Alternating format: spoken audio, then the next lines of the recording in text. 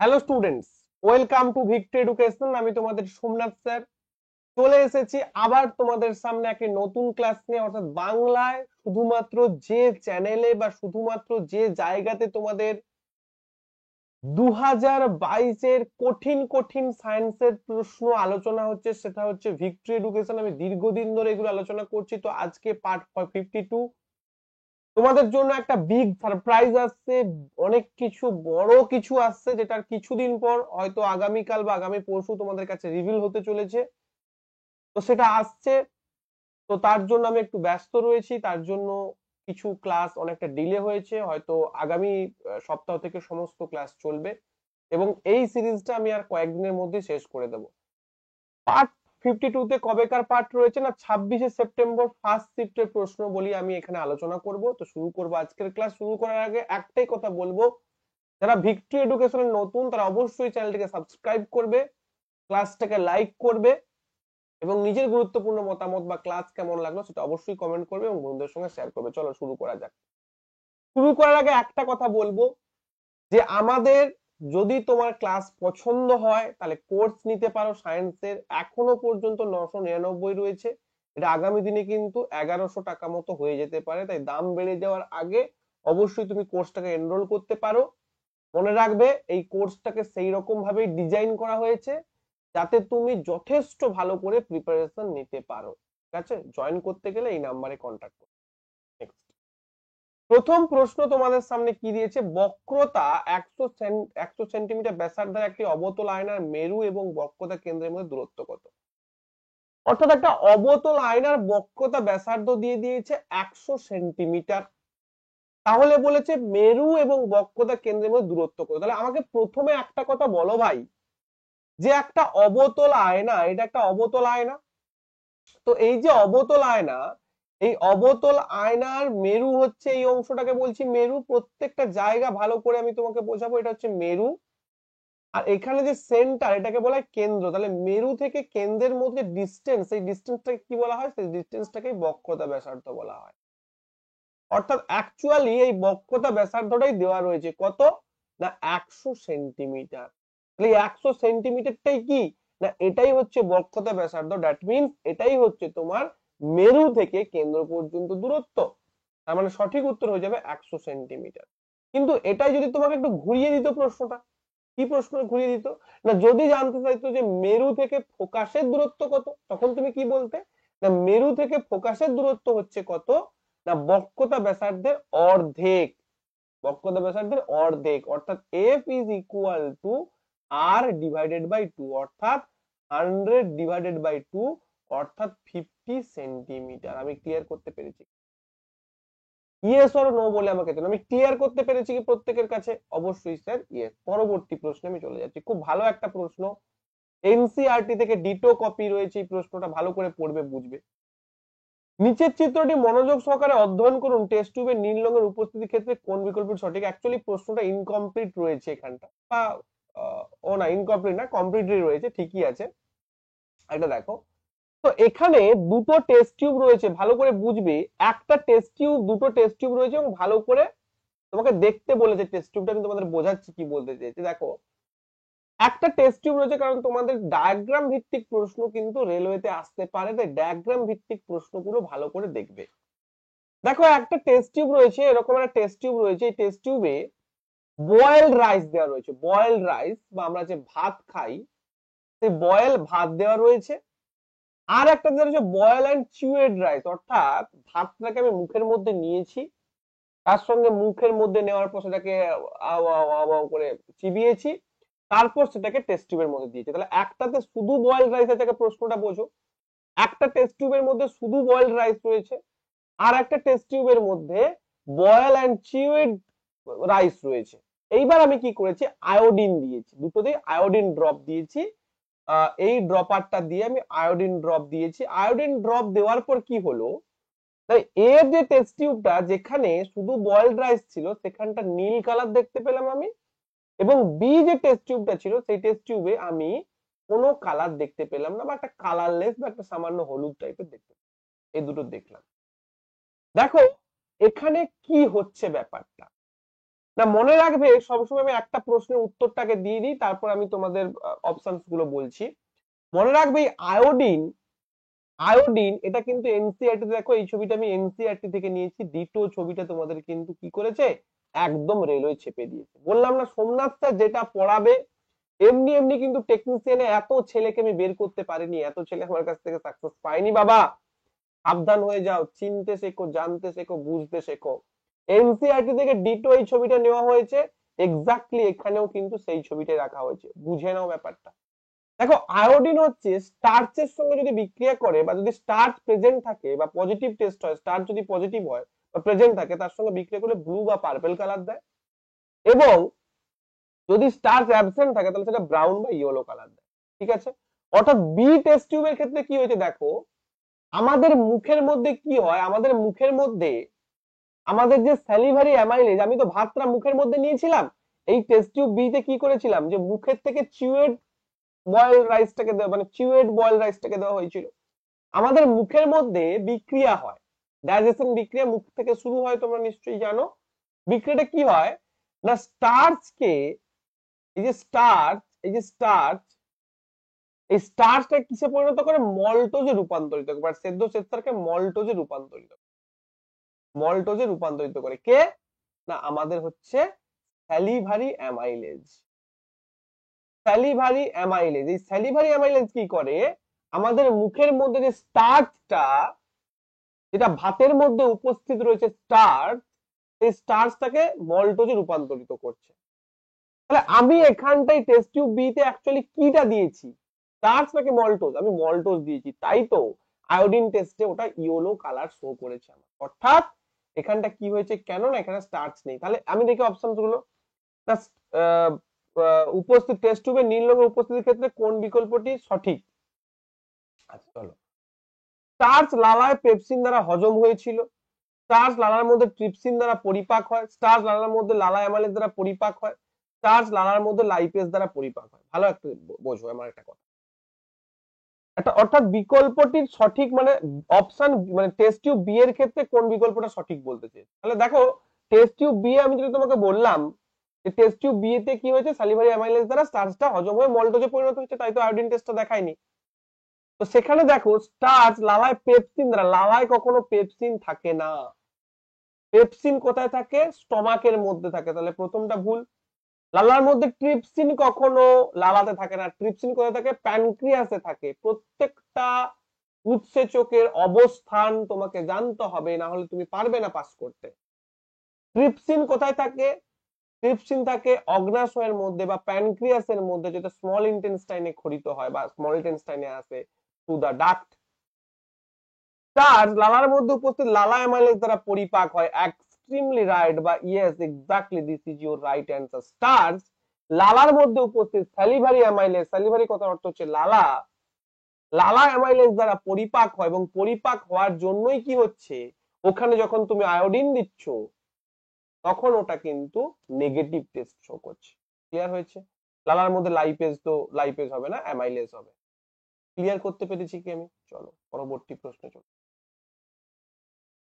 দেখো ফ্লেমিং এর ডান হস্ত নিয়ম তখনই প্রয়োগ করা যেতে পারে যখন প্রয়োগিত চৌম্বক ক্ষেত্রে দিক নির্দেশ, পরিবাহীর গতি এবং প্ররোচিত কারেন্ট বা যেটাকে আমরা ইনডিউসড কারেন্ট বলবো, একে অপরের সাথে পারস্পরিক হবে। দেখো আমরা ফ্লেমিং এর যে ডান হস্ত নিয়ম, এটা কি, মিডিল ফিঙ্গারটা কি না, মিডিল ফিঙ্গারটা হচ্ছে পরিবাহীর যে আর কি, কি বলবো, যে পরিবাহীর গতি যেটা নির্দেশ করে, মানে পরিবাহীর গতি বলা ভুল, প্ররোচিত কারেন্ট যেটা ইনডিউসড কারেন্ট মিডিল ফিঙ্গারটা।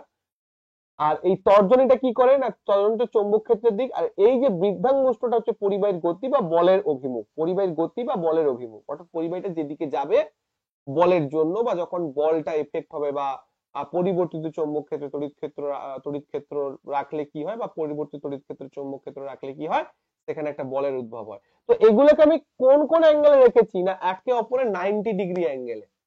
অর্থাৎ ফ্লেমিং এর ডান হস্ত বা বাম হস্ত যে তুমি হ্যান্ড রুল ইউজ করো না কেন, এই প্রত্যেকটা জিনিস, অর্থাৎ তিনটে মেনলি জিনিস, ফ্লেমিং এর বাম হস্ত কোথায় ব্যবহার করা হবে, ফ্লেমিং এর বাম হস্ত, ফ্লেমিং এর বাম হস্ত ইউজ করা হয় মোটরের ক্ষেত্রে, আর ফ্লেমিং এর ডান হস্ত ইউজ করা হয় জেনারেটরের ক্ষেত্রে।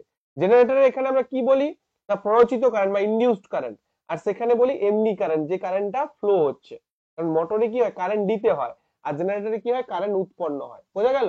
তো যেই বলুক না কেন, যেই হাতই বলুক না কেন, ডান হাত বা বাম হাত যাই বলুক না কেন, মনে রাখবে একে অপরের প্রত্যেকটা যেখানে রয়েছে প্রত্যেকটা একে অপরের 90 ডিগ্রি অ্যাঙ্গেলে থাকবে। পরবর্তী প্রশ্ন, খুব ভালো একটা প্রশ্ন। এরকম প্রশ্ন করতে গেলে একটু কনফিউশন ক্রিয়েট হবে, খুব ভালো একটা প্রশ্ন, বাট আমি তোমাদের একদম সুন্দরভাবে করাবো অঙ্কগুলো, কারণ বিগত বছরগুলিতে, বিগত বছর মানে 2024-এর টেকনিশিয়ান এলপি এক্সামের আগে প্রচুর করিয়েছি, প্রচুর ছেলে কমন পেয়েছে। তাই যারা নতুন, যারা রেলওয়ে এক্সাম দিচ্ছ, রেলওয়েতে আসতে চাইছো, বারবার বলছি ভালো করে বুঝে বুঝে করো, ঠিক আছে? পশ্চিমবঙ্গের যা পরিস্থিতি, ডিফেন্স লাইনের যা পরিস্থিতি, একমাত্র রেলওয়ে তোমাকে বাঁচাতে পারে, আর এই বছর বিশেষ সুযোগ রয়েছে তোমার।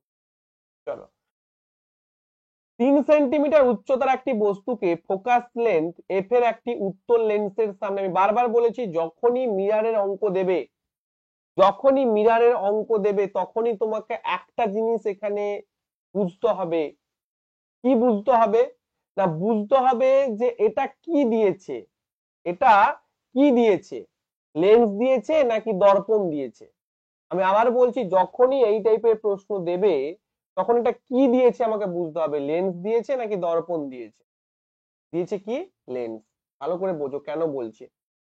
দেখো, সামনে 1.5 f দূরত্বে রাখা হয়েছে, 1.5 f দূরত্বে রাখা হয়, তাহলে বিবর্ধন কত, অর্থাৎ ফোকাল লেন্থ f এবং রাখা হয়েছে 1.5 f, অর্থাৎ 1.5 ইন্টু ফোকাল লেন্থের দূরত্ব যেটা, মানে ফোকাল লেন্থ যেটা, সেটা গুণ করে যত দূরত্বটা হয় সেই দূরত্ব রাখা হয়েছে ইউটা। দেখো আমি কি বলছি, তাহলে এইটা হচ্ছে আমার একটা উত্তল লেন্স, এইটা হচ্ছে একটা উত্তল লেন্স। আচ্ছা, উত্তল লেন্সের ফোকাস কি হয়?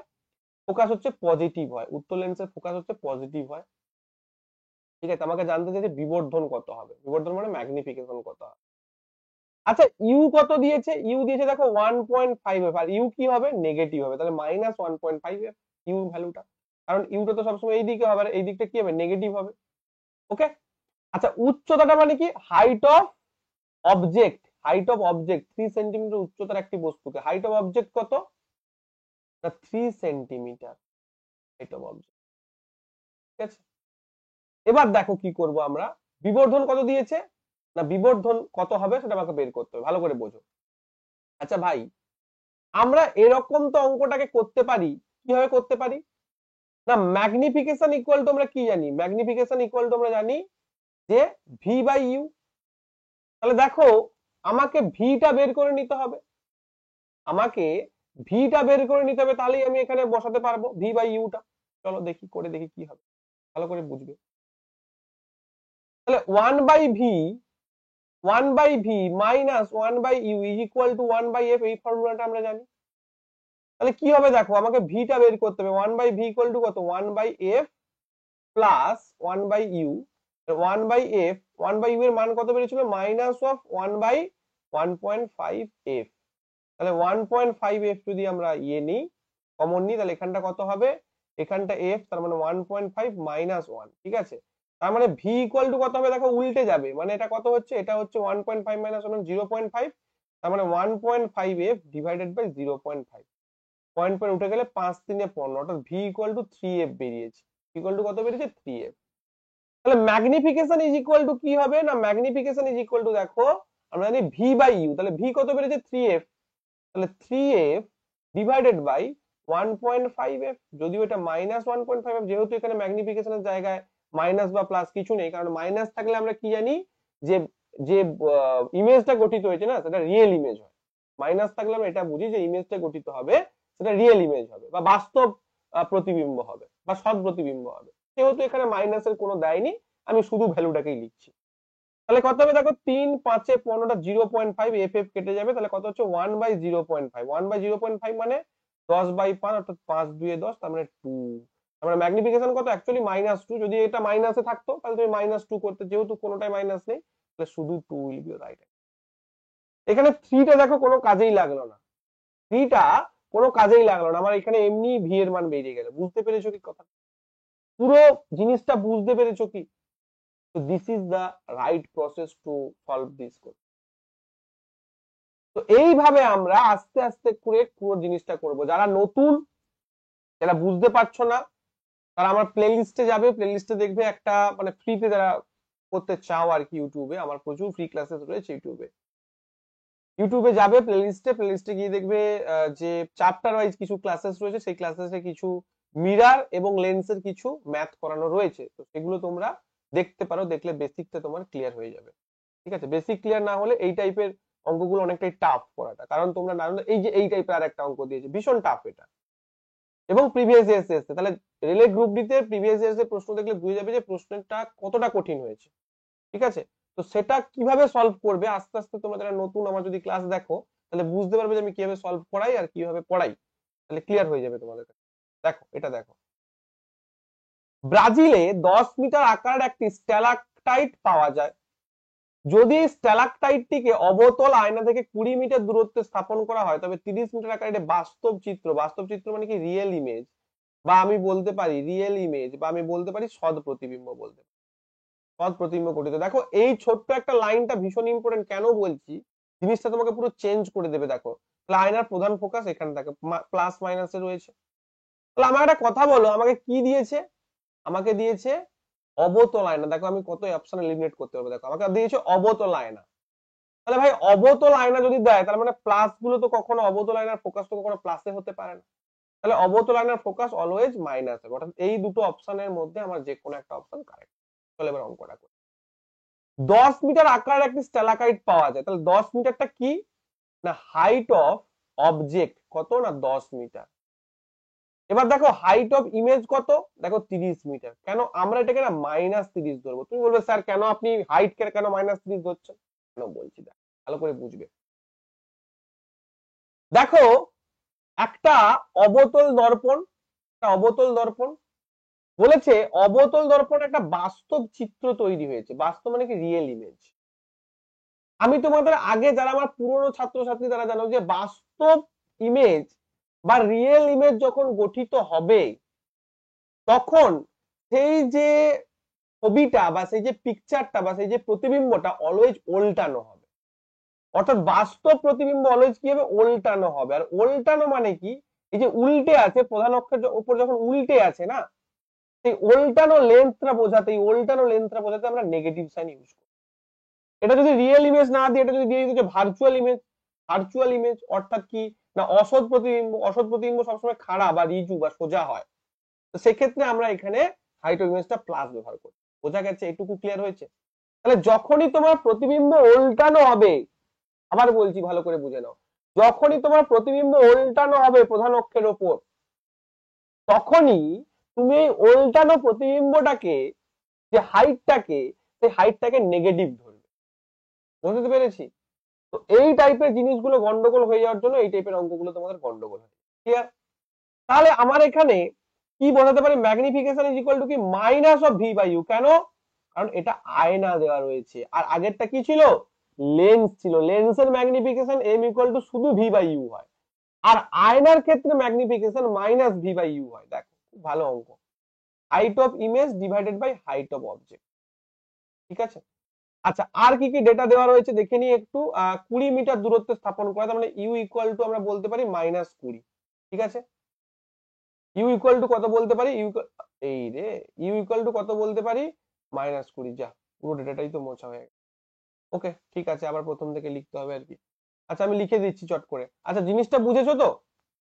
চলো, তাহলে আমি লিখেছিলাম height of image equal to 10 meter, এই height of object is equal to 10 meter, height of image হচ্ছে আমাদের -30। আচ্ছা হাইট অফ ইমেজ 30 মিটার বাস্তব চিত্র পেয়েছে, আর 20 মিটারটা কি, ইউ ইকুয়াল টু হচ্ছে -20, আমাদের এফটা কত বের করতে হবে। ওকে চলো, এইবার দেখো ম্যাগনিফিকেশন ইকুয়াল টু কি, minus of V by U is equal to height of image divided by height of object. তাহলে হাইট অফ ইমেজ কত ভাই, -30, হাইট অফ অবজেক্ট কত শুধু 10, মাইনাস অফ ভিটা তো আমাদের বের করতে হবে তবেই না এফটা পাবো। ইউ কত, ইউ এর ভ্যালু কত, -20। তাহলে মাইনাস মাইনাস কেটে গেল, আমরা পেয়ে যাব 0 0 কেটে গেল, ভি ইকুয়াল টু কত পেলাম, -60 সেন্টিমিটার পেলাম।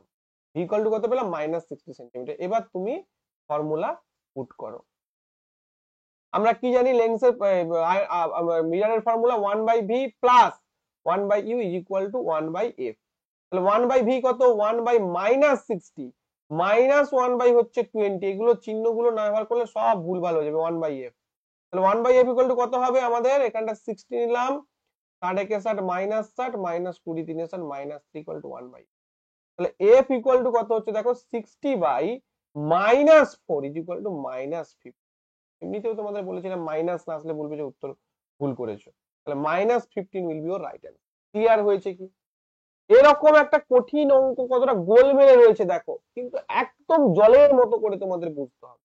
যারা বুঝতে পারোনি ক্লাসটাকে 10 বার করে রিপিট করো, বাড়িতে লিখে লিখে প্র্যাকটিস করো। এগুলো না পারলে তোমার গ্রুপ ডিতে চান্স পাবে না।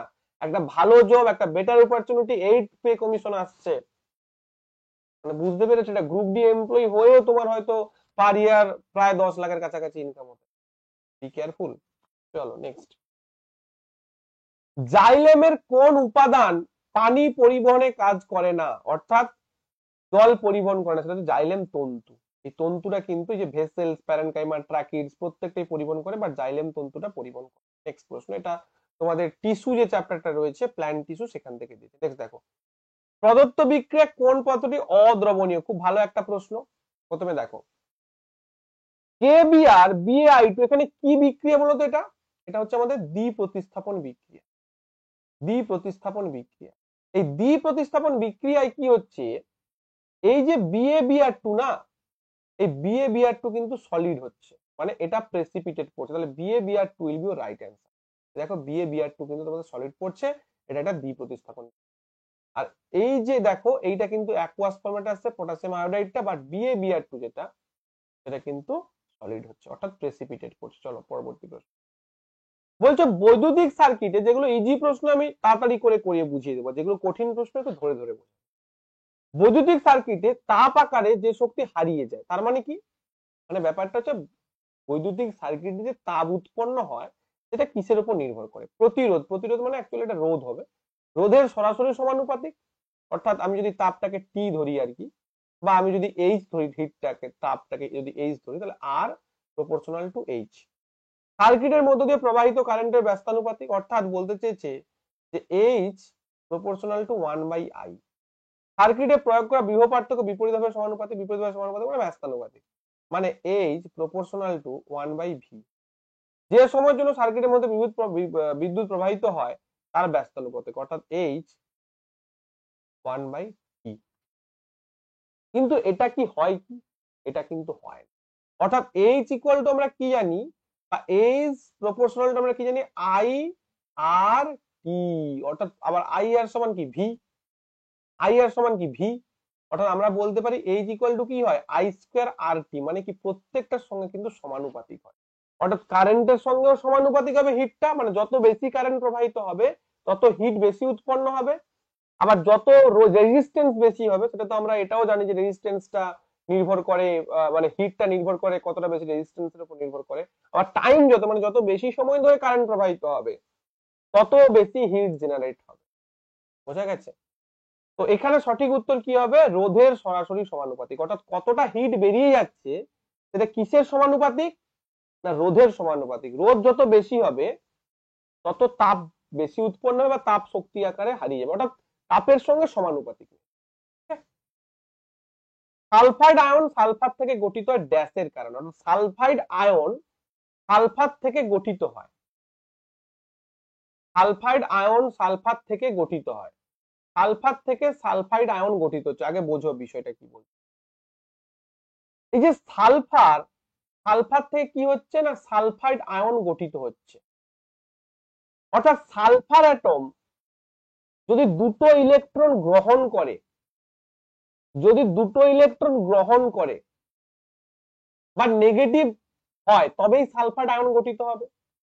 দেখো একটু তোমাদের বুঝে দিই, একটা পরমাণুতে ইলেকট্রন এবং প্রোটন যদি ইকুয়াল হয় তাহলে সেটা কি হয়, পরমাণুটা নিস্তড়িত হয় বা নিউট্রাল হয়।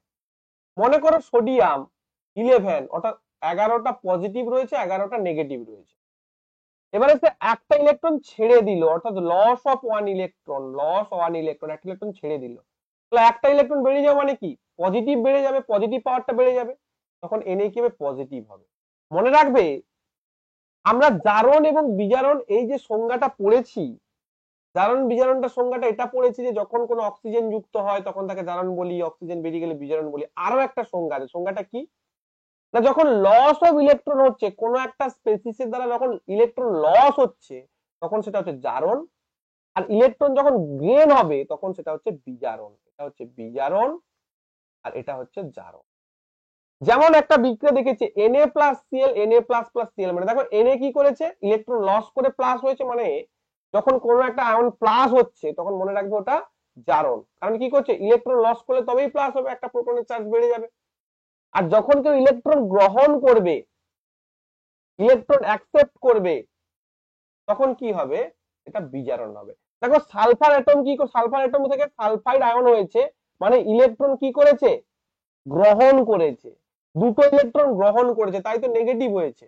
আর তার মানে কি হচ্ছে, এটা বিজারণ হবে। অর্থাৎ সালফার আয়ন থেকে, মানে সালফার অ্যাটম থেকে সালফাইড আয়ন যখন হচ্ছে তখন তার বিজারণ হচ্ছে। ক্লিয়ার করতে পেরেছি আমি? তাহলে সঠিক উত্তর কি হয়ে যাবে, বিজারণ।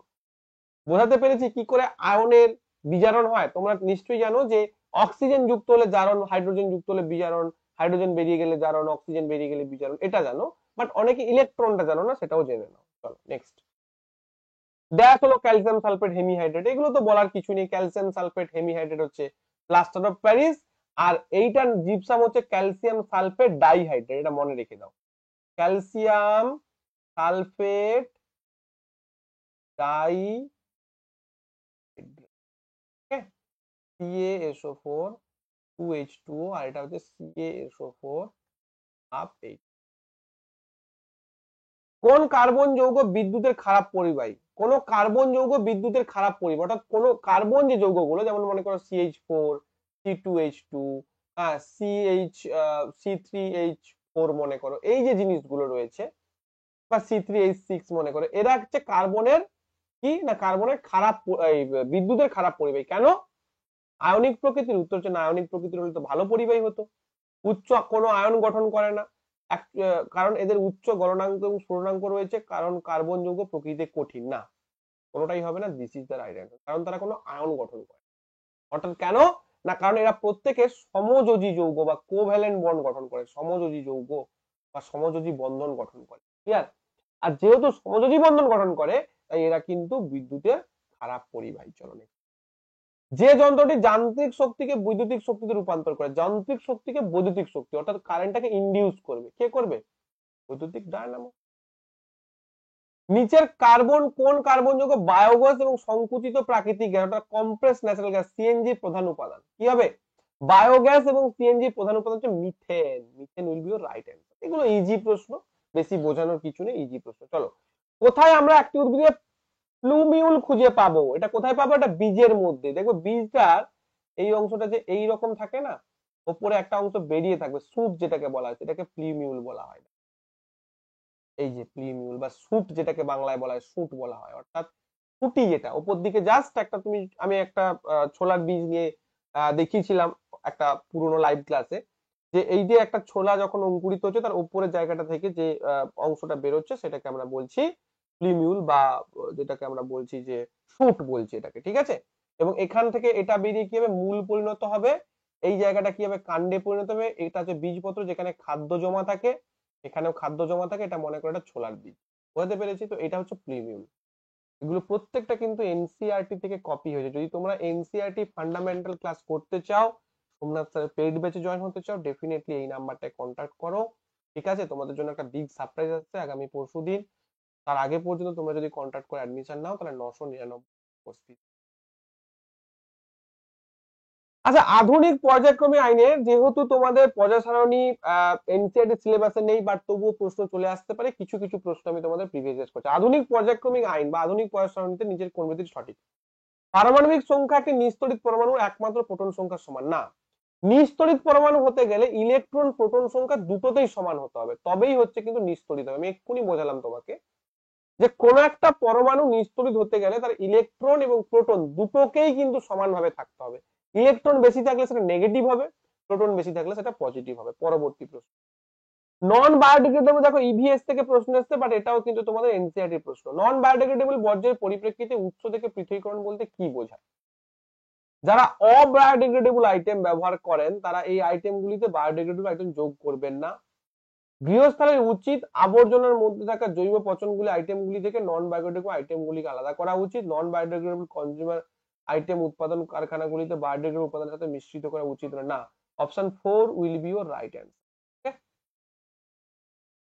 খুব ভালো একটা প্রশ্ন দিয়েছে, নিচের চিত্রে নীল তীরগুলি জাইলেম ভেসেলস এর মধ্য দিয়ে পরিবহনের প্রতিনিধিত্ব করে এবং লাল তীরগুলি ফ্লোয়েম। আচ্ছা আমরা কথা বলো, একটা মনে করো উদ্ভিদ রয়েছে, একটা মনে করো উদ্ভিদ রয়েছে, পাতা পুঁতি ইত্যাদি রয়েছে, ভালো করে বুঝবে।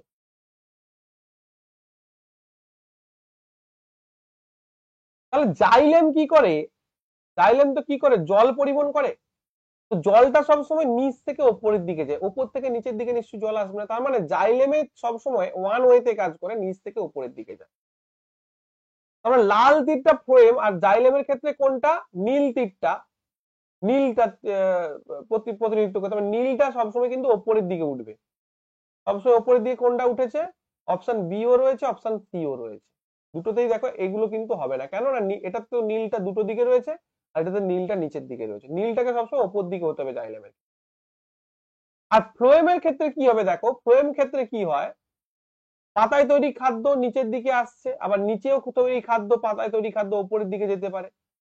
এমনটা নয় যে শুধু উপর থেকে নিচে আসবে বা শুধু নিচ থেকে উপরে যাবে, অর্থাৎ টু ওয়ে কানেকশন আমরা দেখতে পাবো, নিচ থেকে উপর দিকে যাবে, উপর থেকে নিচের দিকেও যাবে। দেখো অপশন নাম্বার বি তে দুদিকেই রয়েছে, কিন্তু অপশন নাম্বার সি তে শুধু নিচের দিকে রয়েছে, তাই এটা হবে না। This is the right answer, option number বা ডায়াগ্রাম নাম্বার বি। তাহলে বুঝতে পেরেছো, জাইলেম হচ্ছে শুধু একটা ওয়েতে কাজ করে, অভিকর্ষের বিপরীত দিকে বা মূল থেকে ওপরের দিকে, কিন্তু ফ্লোয়েমটা কিন্তু টু ওয়ে কাজ করে। বোঝা গেছে? পরবর্তী প্রশ্ন, প্রোটিন গুলিকে অ্যামিনো অ্যাসিড, জটিল কার্বোহাইড্রেট গুলিকে গ্লুকোজে, চর্বিগুলোকে ফ্যাটি অ্যাসিড ও গ্লিসারলের চূড়ান্ত রূপায়নের জন্য দায়ী এনজাইম গুলোতে এতে উপস্থিত হচ্ছে। অর্থাৎ সব কটার উপস্থিত, অর্থাৎ প্রোটিন, ফ্যাট, কার্বোহাইড্রেট সব কটা ভেঙে যাবে কোথায়, আন্তরিক জুস, অন্ত্রের রস, অর্থাৎ স্মল ইন্টেস্টাইন। মনে থাকবে, স্মল ইন্টেস্টাইনে কিন্তু সব কটা জুস রয়েছে। চলো পরবর্তী প্রশ্ন, প্লাস্টার অফ প্যারিস ড্যাশে গরম করে প্রস্তুত করা হয়। প্লাস্টার অফ প্যারিস, দেখো ভালো করে বুঝবে, জিপসাম যে রয়েছে না, জিপসাম, এই জিপসাম এর সংকেত কি CaSO4 2H2O। এই জিপসামকে যদি আমরা 373 কেলভিন টেম্পারেচার, মানে কত, 100 ডিগ্রি সেলসিয়াস, 100 ডিগ্রি সেলসিয়াস মানে 373 কেলভিন টেম্পারেচার, কারণ 100 ডিগ্রি সেলসিয়াসের সঙ্গে 273 যোগ করলে 373 হচ্ছে। অর্থাৎ 100 ডিগ্রি সেলসিয়াসে কি হয়, জল ফুটে বাষ্পে পরিণত হয়। তার মানে এখান থেকে জল বেরিয়ে যাবে, কত জল বেরোবে, 1.5 অণু জল বেরিয়ে যাবে, 1.5 অণু জল বাষ্পীভূত হয়ে যাবে, হয়ে কি উৎপন্ন করবে, CaSO4 হাফ H2O। কি বললাম, CaSO4 হাফ H2O। আর এইটার নাম হচ্ছে কি, plaster of Paris, plaster of Paris. আর এই বাবুর নাম কি, জিপসাম। একটু আগে বললাম ক্যালসিয়াম সালফেট ডাইহাইড্রেট, দুটো জল আছে, ডাইহাইড্রেট আর ক্যালসিয়াম সালফেট হেমিহাইড্রেট, কারণ হাফ অণু জল আছে। This is your right answer. Clear? পরবর্তী প্রশ্ন, একটি পরিবাহের জন্য ভোল্টেজ কারেন্টের গ্রাফের আকৃতি হলো, খুব ভালো প্রশ্ন, ভোল্টেজ এবং কারেন্ট গ্রাফের আকৃতি কি? ভোল্টেজ এবং কারেন্টের গ্রাফটা কি রকম হয়, যদি এদিকে ভি থাকে এদিকে আই থাকে, এই টাইপের একটা গ্রাফ আমরা দেখতে পাই। এটা তোমাদের আমি হোমওয়ার্ক দেব, দেখি কারা বলতে পারো। পরের ক্লাসে আমি ডিসকাশন করে দেবো, দরকার পড়লে তোমরা যদি চাও গ্রাফ নিয়ে আমি একটা ডেডিকেটেড ক্লাস, ঠিক আছে? তো ভিআই গ্রাফ এইরকম হয়, এবং মাঝখানে যে কনস্ট্যান্ট পয়েন্টটা থাকে সেখান থেকে আমরা আর ডিনোট করা হয়, R equal to V by I. বলো এই কোন অপশন হবে, তোমরা অবশ্যই হোমওয়ার্ক করে যাবে।